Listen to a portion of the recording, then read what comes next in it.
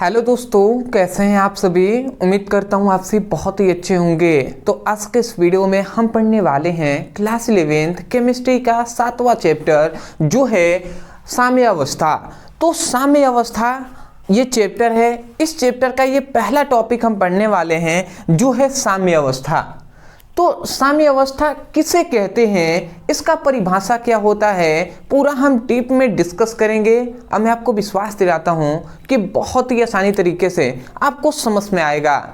तो चलिए हम स्टार्ट करते हैं। तो देखिए यहाँ पे हमने लिख दिया है साम्यावस्था, और ये बहुत ही इंपॉर्टेंट है क्योंकि चैप्टर का नाम ही है साम्यावस्था।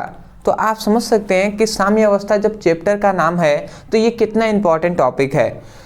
बट आपको देखकर ये शायद आपको चिंता हो रहा होगा कि देख रहे हैं इतना बड़ा डेफिनेशन है, कैसे हमें याद होगा। मैं आपसे विश्वास दिलाता हूँ कि यूं ही आपको याद हो जाएगा। केवल थोड़ा सा आपको समय देना है, और जो मैं आपको समझाऊंगा उसको आपको समझ जाना है। ये और इतने आसानी से समझाएंगे कि आपको समझ में आ जाएगा। उसके बाद परिभाषा तो यूं ही आप बोल देंगे। तो चलिए हम थोड़ा सा समझते हैं कि थोड़ा सा एक बार हम पढ़ के आपको समझाते हैं। देखिए कहा गया है साम्य अवस्था, या आप साम्य अवस्था भी कह सकते हैं। ठीक है, मतलब संधि विच्छेद करके ये बताया गया है। अब हम समझ लेते हैं। यहाँ पे कहा गया जब कोई उत्क्रमणीय अभिक्रिया किसी बंद बर्तन में संपन्न कराई जाती है, यहाँ तक हम समझते हैं। एक उत्क्रमणीय अभिक्रिया किसी बंद बर्तन में कराई जाती है। अब सबसे पहला आपका दिमाग में ये आना चाहिए कि उत्क्रमणीय अभिक्रिया किसे कहते हैं। तो देखिए ये टॉपिक हमने बहुत ही पहले करा दिया है। ठीक है, यदि आप पढ़ना चाहते हैं तो केवल यूट्यूब पे लिखिएगा उत्क्रमणीय अभिक्रिया ब्रदर सर, इतना लिख के सर्च करेंगे, वीडियो आपको मिल जाएगा। बट इस वीडियो में भी बताना मेरा कर्तव्य है, तो मैं आपको बता दे रहा हूँ। देखिए उत्क्रमणीय अभिक्रिया का अगर सिंपल सा हम अर्थ निकाले ना, तो उत्क्रमणीय अभिक्रिया का मतलब हम एग्जाम्पल से ही आपको समझा दे रहे हैं। जैसे कि I2 जैसे H2, जैसे हाइड्रोजन यहाँ पे हमने गैस ले लिया और उसको एक आयोडीन हमने क्या ले लिया, गैस ले लिया। ठीक है, हाइड्रोजन को भी हमने गैसीय रूप में लिया है, आयोडीन I2 को भी हमने गैसीय रूप में लिया है। इसका जब हम क्या कराते हैं, इसका हम दोनों का क्रिया कराते हैं तो हमें 2HI प्राप्त होता है। ठीक है, 2HI हमें प्राप्त होता है। अब हम समझिएगा थोड़ा सा, यहाँ पे क्या बताया गया, हमें यही बताया गया। देखिए इस प्रकार का जब डबल आपको चिन्ह दिखाई देना, एक इस तरीके का एक इस तरीके का, अगर ऐसा चिन्ह अगर आपको दिखाई देता है, ठीक है, तो आप समझ जाइएगा कि ये जो अभिक्रिया है ये उत्क्रमणीय अभिक्रिया है। पहला पहचानने का तरीका आपने समझ लिया। अब आता है कि इसका मतलब क्या होता है उत्क्रमणीय अभिक्रिया का। तो देखिए इसका मतलब सिंपल में है ना कि इन दोनों पदार्थ को हमने मिलाया है तो ये हमें एक पदार्थ मिला है। अब हम फिर से चाहें तो हम इस पदार्थ को गर्म करके फिर से हम इन दोनों पदार्थों को हम बना सकते हैं। मतलब इन पदार्थों से ये पदार्थ हमने बनाया, और फिर से हम चाहें तो इस पदार्थ से हम ये दोनों पदार्थ बना सकते हैं। तो मैं आशा करता हूँ आपको समझ गए होंगे। जैसे अगर एग्जाम्पल से मैं सिंपल में बताऊं तो जैसे हमने दूध से दही बना लिया, परंतु क्या हम दही से दूध बना सकते हैं? तो ऐसा पॉसिबल नहीं है। बट इसमें क्या है कि ऐसा कोई पदार्थ, दो पदार्थ आपस में मिलते हैं और ये कैसे बना लेते हैं, एक पदार्थ बनाते हैं, और फिर से ये चाहे तो फिर से ये दो पदार्थ बना लेंगे। ठीक है, अगर मैं एग्जाम्पल से आपको समझाऊं, ऐसे थोड़ा सा समझ जाइए। जैसे हम पानी है, पानी को हम गर्म ठंडा करते हैं तो वो बर्फ बन जाता है, फिर से बर्फ से फिर से हम चाहें तो पानी बना सकते हैं ना, है तो वो दोनों पानी ही। बट अगर एग्जाम्पल के तौर पे मैं बता रहा हूँ तो बर्फ से पानी, मतलब पानी से बर्फ बना, और बर्फ से हम फिर से चाहें तो पानी बना सकते हैं। तो उसी प्रकार यहाँ पे उत्क्रमणीय अभिक्रिया का मतलब यही होता है। समझ गए? तो यही कहा गया जब कोई उत्क्रमणीय अभिक्रिया किसी बंद बर्तन में संपन्न होती है, ठीक है, मतलब बंद बर्तन में कराई जाती है। कोई उत्क्रमणीय अभिक्रिया जैसे यही है, इसको हम बंद बर्तन में करा रहे हैं। तो कराने पर याद रखेंगे दो, सबसे पहली बात कि जो हम कराएंगे तो सबसे पहले एक होता है अग्रिम वेग, मतलब अग्रिम अभिक्रिया का वेग। ये आप थोड़ा सा समझिएगा, मैं आपको बता रहा हूं। अग्रिम अभिक्रिया का वेग, ठीक है। एक होता है पश्च अभिक्रिया का वेग। ठीक है, अभी मैं आपको समझा देता हूँ। देखिए यहाँ से चले, सबसे पहले एक बार हम पढ़ लेते हैं। यहाँ पे हमने लिखा जब कोई उत्क्रमणीय विक्रिया किसी बंद बर्तन में संपन्न कराई जाती है तो प्रारंभ में अग्रिम अभिक्रिया का वेग अधिक होता है और तथा पश्च अभिक्रिया का वेग v2 कम होता है। कुछ समय पश्चात अग्रिम अभिक्रिया का वेग घटने लगता है और पश्च अभिक्रिया का वेग बढ़ने लगता है। एक समय पश्चात मतलब एक समय पर अग्रिम तथा पश्च अभिक्रियाओं का वेग बराबर हो जाता है और उस अवस्था को ही हम क्या कहते हैं, अभिक्रिया का साम्य अवस्था कहते हैं। तो देखिए ये है आपका परिभाषा।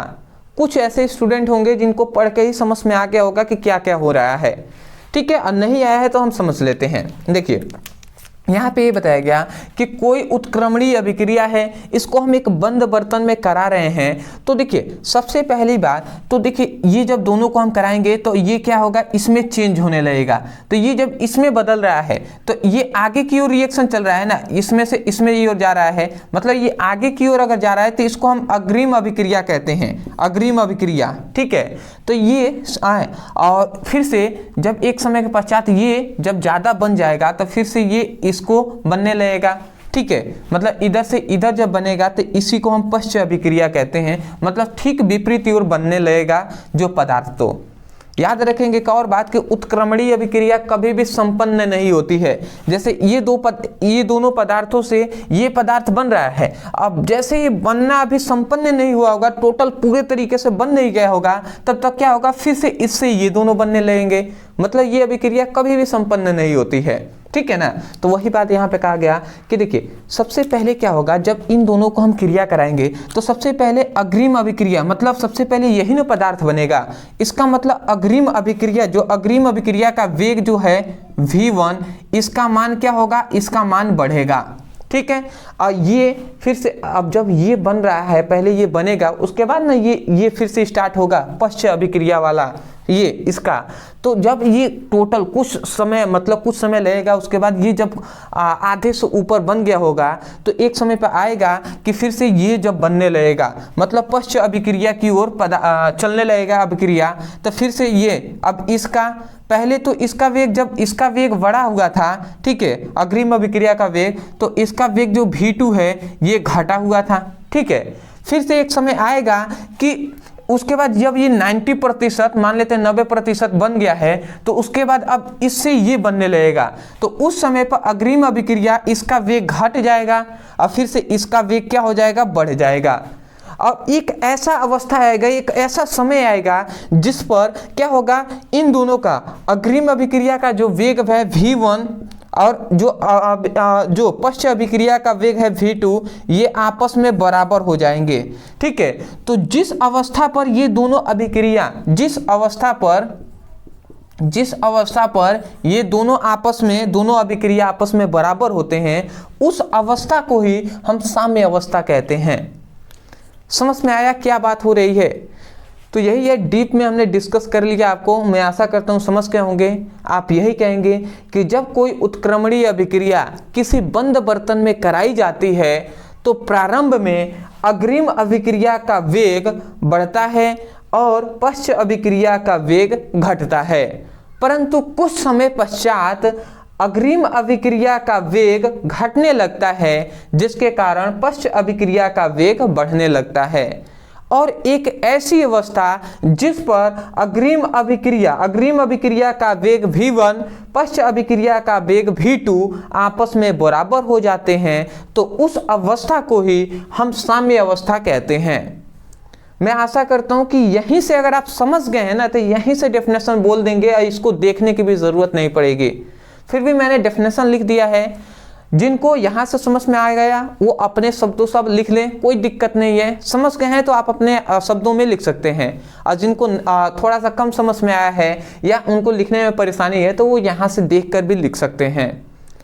मैं आशा करता हूँ कि आपको समझ में आ गया होगा।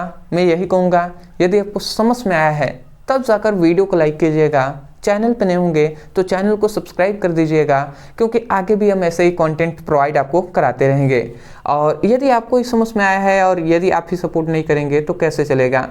तो चैनल को बिल्कुल सब्सक्राइब कर दीजिएगा। डिस्क्रिप्शन बॉक्स में हमने क्लास 11th केमिस्ट्री और फिजिक्स दोनों का लिंक हमने दे दिया है, तो उस पर जाइए, क्लिक कीजिए, अपने chapter wise basic to wise अपनी अच्छे से पढ़ाई कीजिए। मिलते एक नए टॉपिक के साथ, तब तक के लिए धन्यवाद।